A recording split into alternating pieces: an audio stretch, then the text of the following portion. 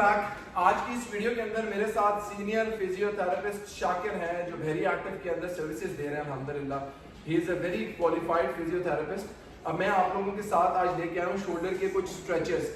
हमारे पास frozen shoulder के बहुत से केसेस आते हैं। फ्रोजन शोल्डर का मतलब ये है कि जब मेरे लिम्स अपने बाजू मूव नहीं हो रहे एट सर्टन स्टेज, हो सकता है कि मेरे मसल्स की जो फ्लेक्सिबिलिटी है, मेरे जॉइंट्स की जो मोबिलिटी है वो कॉम्प्रोमाइज हो जाए।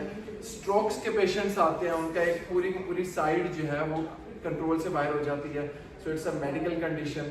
अगर आप चाहते हो कि आपकी बॉडी चलती रहे, एक्टिव रहे और आप किसी भी बीमारी से बचो, तो अपर बॉडी के लिए शोल्डर्स के 7 to 8 एक्सरसाइज स्ट्रेचेस हैं जो आपको आज शाकिर बता रहे हैं। प्लीज सुबह उठते साथ आपने इन स्ट्रेचेस को करना है। अगर आपको पेन नहीं भी है फिर भी आप इन स्ट्रेचेस को करें ताकि आपके आर्म्स, आपकी लेग्स, आपकी बॉडी एक्टिव रहे और मूवमेंट में रहे।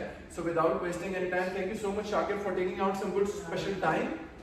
वो सीक्वेंस वाइज कौन से ऐसे स्ट्रेचेस हैं जो आप रिकमेंड करते हो कि हम अपर बॉडी के लिए, स्पेसिफिकली आपके शोल्डर्स के लिए, रोमोइड्स के लिए, सर्वाइकल के लिए हम कर सकते हैं? सो प्लीज आप बताइए, अपना इन्फॉर्मेशन दीजिए, अपने नॉलेज शेयर कीजिए। अच्छा, हमारे पास 6 से 7 ऐसी एक्सरसाइज हैं जो हर बंदा आराम से घर पे परफॉर्म कर सकता है। एक हमारे पास सबसे आसान है क्रॉस आर्म स्ट्रेच। इसमें आपने हाथ को इस तरह से स्ट्रेट करना है एंड ओवरलैप करना है अपने नॉन डोमिनेंट हैंड से, और इसको आप होल्ड कर सकते हैं 5 to 7 second. Cross arm stretch, उसमें हम हैंड को इस तरह से आप रखेंगे और आपने ओवरलैप करना है अपना नॉन डोमिनेंट हैंड से और आपने होल्ड करना है for the 5 to 7 second. Make sure repeat this, क्या बोलते हैं, एक्सरसाइज फॉर 5 रिपीटिशंस करनी है आपने।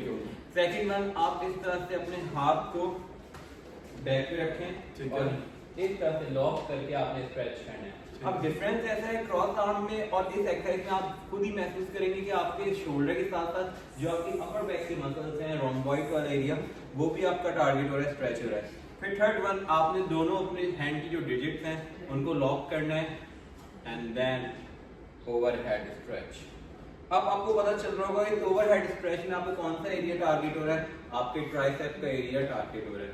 इसी तरह से आपके पास मोर मॉडिफाइड ट्राइसेप की आप इस तरह से स्ट्रेच भी कर सकते हैं, long head and short head. अब ये डिफरेंस है आपका, अगर आपने हाथ को ओवरहेड स्ट्रेच किया और अगर आपने हाथ को बैक स्ट्रेच किया, तो ये आपके शॉर्ट हेड और लॉन्ग हेड स्ट्रेच है। इन सब एक्सरसाइज को आपने एटलीस्ट 5 to 7 सेकेंड होल्ड करना है एंड रिपीट फॉर 5 रिपीटिशन। दिन में 2 मरतबा अगर आप इसके सेट्स बना ले तो ज्यादा अच्छा, ताकि आपके पास जो बॉडी है मसल्स टाइट हो रहे होते हैं या फिर आपको अपर बॉडी में सुस्ती महसूस हो रही थी, तो वो आपकी अच्छी तरह से बेहतरी और रिकवरी में। यहीं पे मैं आपके साथ 3 और एक्सरसाइजेस शेयर कर रहा हूँ जो मेरी वालदा ने की और उसके बाद उनके शोल्डर्स की काफी हद तक मोबिलिटी और फ्लेक्सिबिलिटी इंप्रूव हुई। इसको हम फिंगर क्रॉल कहते हैं। दीवार के ऊपर 10 फिंगर क्रॉल ऊपर और इसी तरह से हम रिवर्स कर रहे हैं। ये एक बहुत अच्छी एक्सरसाइज है। इसी तरीके से मैंने एल्बोस को थोड़ा सा बेंड किया और मैंने अपने एल्बोस बेंड के साथ ये क्लॉकवाइज एंटी क्लॉकवाइज के सर्कल्स बना लिए। It is also very effective जी। एंड अनदर थिंग मैं ऐड ऑन करूंगा कि अगर आप थोड़ा सा एक स्ट्रेच होता है, अगर आप हाथ को इस तरह से वॉल पे रखें और ये चीज रोटेट करें, तो इसमें आपके शोल्डर के साथ में स्ट्रेच हो रहे हैं और सेकेंडली मेक श्योर कि आपका जो हैंड है वो आपका स्टेबलाइज हो वॉल के साथ और आपका पैक्स का एरिया भी साथ में स्ट्रेच होता है। ये फ्रोजन शोल्डर के पेशेंट के लिए हम रिकमेंड करते हैं। बिल्कुल ऐसा। इसी के साथ ही अगर आप एल शेप आर्म्स की बना के आप स्क्वीज अप करके इसको ओपन कर रहे हो, this is also for your pectoral यानी कि चेस्ट के मसल्स के लिए बहुत अच्छी एक एक्सरसाइज है। लास्ट की 2 एक्सरसाइजेस में आप एल्बो के रोटेशन सर्कल्स आगे पीछे बना सकते हो। पोस्चर खराब है, स्लाउचिंग आप कर रहे हो, तो उसके लिए भी ये एक्सरसाइज आपके लिए बहुत अच्छी है।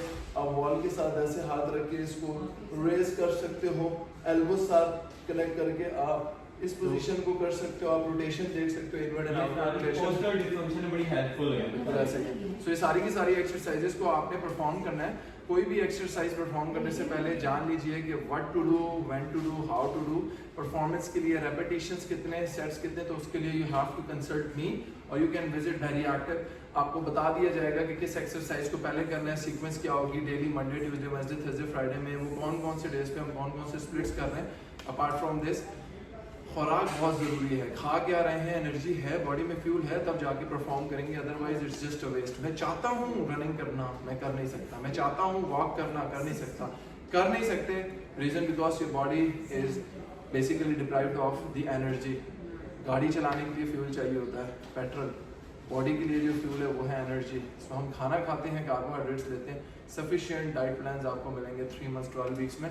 सो अगर डाइट प्लान्स आपको चाहिए, फ्यूल योर बॉडी, एक्सरसाइज चाहिए, you should definitely consult us. And healthy happy life के लिए have to take the first step. Sky is the limit. खुश रहें, आबाद रहें, हमेशा हंसते मुस्कुराते हैं।